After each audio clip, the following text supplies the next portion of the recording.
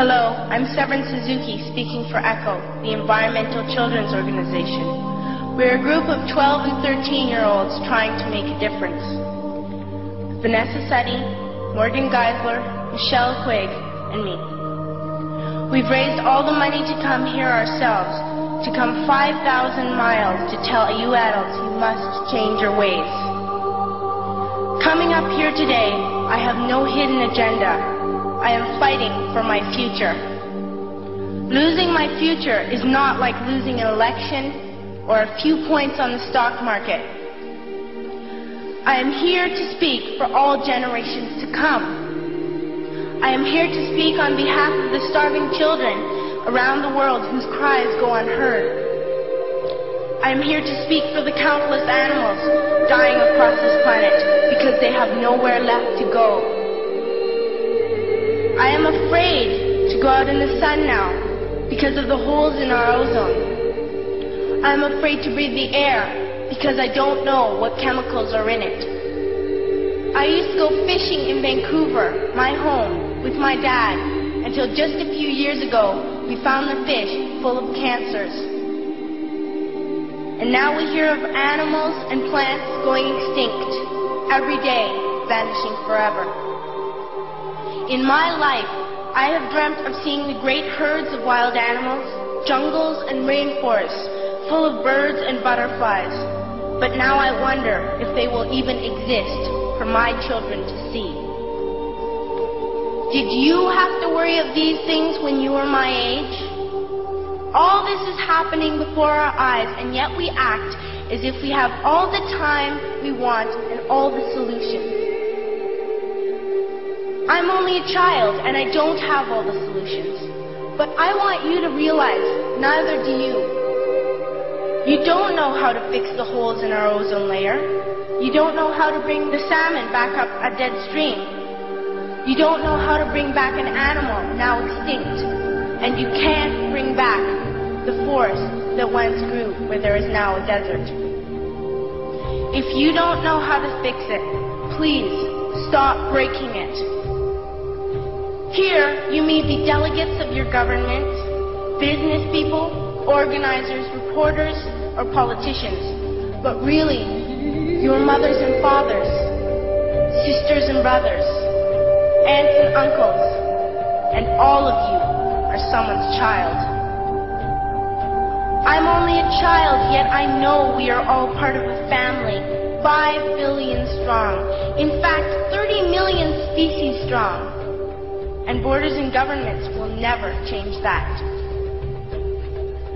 I'm only a child, yet I know we are all in this together and should act as one single world towards one single goal. In my anger, I am not blind, and in my fear, I am not afraid of telling the world how I feel. In my country, we make so much waste. We buy and throw away, and yet northern countries will not share with the needy. Even when we have more than enough, we are afraid to share. We are afraid to let go of some of our wealth. In Canada, we live the privileged life, with plenty of food, water, and shelter. We have watches, bicycles, computers, and television sets. The list could go on for 2 days. 2 days ago, here in Brazil, we were shocked when we spent time with some children living on the streets. This is what one child told us. I wish I was rich. And if I were, I would give all the street children food, clothes, medicines, shelter, and love and affection. If a child on the streets who has nothing is willing to share, why are we who have everything still so greedy? I can't stop thinking that these are children my own age, that it makes a tremendous difference where you are born. That I could be one of those children living in the favelas in Rio.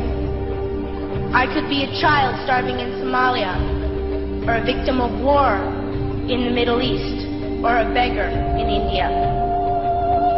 I am only a child, yet I know if all the money spent on war was spent on finding environmental answers, ending poverty, and finding treaties, what a wonderful place this earth would be.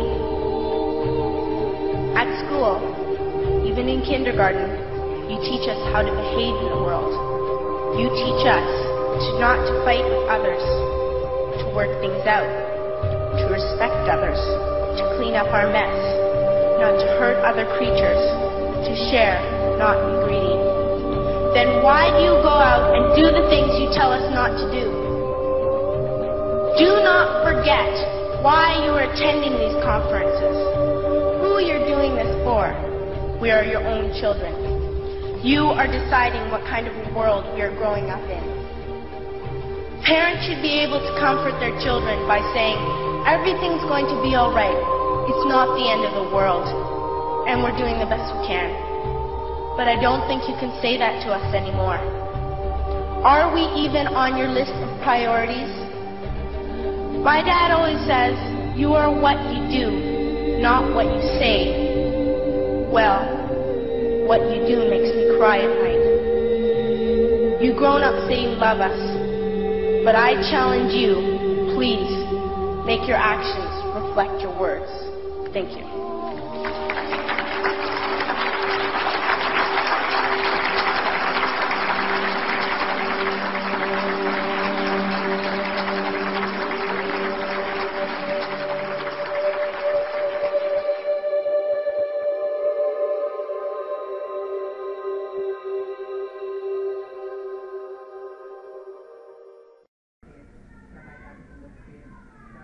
Ao seu lado, em cena, um dos momentos mais emocionantes da minha vida como